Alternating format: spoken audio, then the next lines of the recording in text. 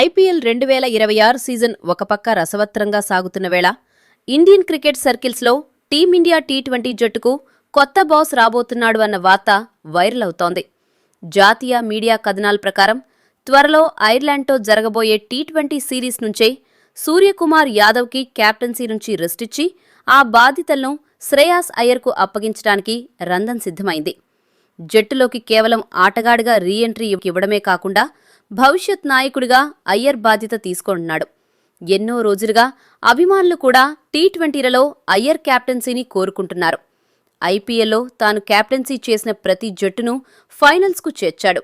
2024లో కోల్కతాకు cup అందించిన తర్వాత 2025లో పంజాబ్ బాధ్యతలు చేపట్టి ఆ జట్టును ఫైనల్స్కు తీసుకెళ్లాడు.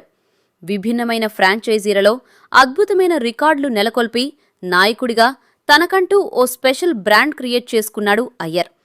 జట్టు కష్టాల్లో ఉన్నప్పుడు ఎప్పుడూ ముందుండి నడిపించే తత్వం, క్లిష్ట పరిస్థితుల్లో కూల్గా నిర్ణయాలు తీసుకునే వ్యూహ చతురత అయ్యర్కి అదనపు బలం. ఇవన్నీ గమనించే శ్రేయాస్ అయ్యర్కు అత్యధిక మార్కులు వేసి టీమిండియా రథసారథిగా ఎంచుకున్నారు. 2028లో జరగబోయే టీ20 వరల్డ్ కప్తో పాటు ఈ ఏడాది ఒలింపిక్స్పై గురిపెట్టిన బీసీసీఐ దానికి తగ్గట్టుగా భవిష్యత్ కెప్టెన్ను తయారు చేసే పనిలో పడి ఈ సంచలన నిర్ణయం తీసుకున్నట్లు స్పష్టంగా అర్థమవుతోంది.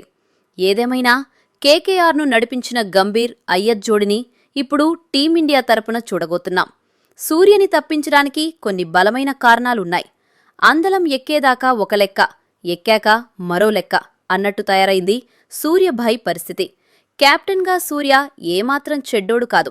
అతని నాయకత్వంలో జట్టు 76% పైగా విజయాలు నమోదు చేసింది. 2 ఐసీసీ ట్రోఫీలు సాధించింది. కానీ కిరీటం బరువుకి తల వంగిపోయినట్లు కెప్టెన్సీ ప్రెజర్కి సూర్య బ్యాటింగ్లోని పదును పూర్తిగా తగ్గిపోయిందన్నది ఎవరూ కాదనలేని సత్యం. కెప్టెన్సీకి ముందు 43 యావరేజ్తో అదరగొట్టినట్టిన సూర్య బాధ్యతలు తీసుకున్నాక ఆ యావరేజ్ ఏకంగా 25కు పడిపోయింది. ఒకప్పుడు 170కి పైగా ఉన్న స్ట్రైక్ రేట్ ఇప్పుడు 150కి పడిపోయింది. ఆకాశమే హద్దుగా చెలరేగే స్కై. గత ఏడాది కాలంగా చాలా లీన్ ప్యాచ్తో ఫామ్ లేమితో ఇబ్బంది పడుతున్నాడు. 2025 ఆసియా కప్లో అయితే ఆడిన 6 మ్యాచ్లలో ఏకంగా 5 సార్లు సింగిల్ డిజిట్ కే పెవిలియన్ చేరి అభిమానులను తీవ్రంగా నిరాశపరిచాడు. ఈ ఐపీఎల్లోనూ అదే తీరు. దానికి తోడు వయసు 35 ఏళ్లకు చేరడం, అలాగే చాలా కాలంగా వేధిస్తున్న మణికట్టు గాయం కూడా సూర్యకు మైనస్గా మారాయి. ఒక రకంగా చూస్తే కెప్టెన్సీ అనేది సూర్యకు ఒక కిరీటంలా కాకుండా మెడకు చుట్టుకున్న భారంగా మారిపోయింది. ప్రస్తుతం టీమిండియాలో అద్భుతమైన ఫామ్లో ఉన్న టాప్ క్లాస్ ఆటగాళ్లు ఉన్నారు. జట్టు అంతా కూడా విజయాలు సాధించే మంచి ఊపులో ఒక స్పోర్ట్స్ కార్లా దూసుకుపోవడానికి సిద్ధంగా ఉంది.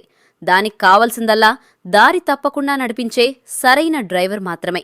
మరి ఈ కొత్త బాధ్యతలను స్వీకరించబోయే శ్రేయాస్ అయ్యర్ తనదైన మార్క్ వేసి ఈ జట్టును ఎలా హ్యాండిల్ చేస్తాడు అనేది ఇప్పుడు అత్యంత ఆసక్తికరంగా మారింది. సూర్యభాయ్కి థ్యాంక్స్ చెప్పి అయ్యర్కి వెల్కమ్ చెప్పే సమయం ఆసన్నమైంది. మరి సూర్యకుమార్ యాదవ్ వారసుడిగా టీ20 జట్టుకు శ్రేయాస్ అయ్యర్ పర్ఫెక్ట్ అని మీరు భావిస్తున్నారా? లేక ఇంకెవరైనా కెప్టెన్ అయి ఉంటే బాగుండేదా? మీ అభిప్రాయాన్ని కామెంట్స్లో చెప్పండి.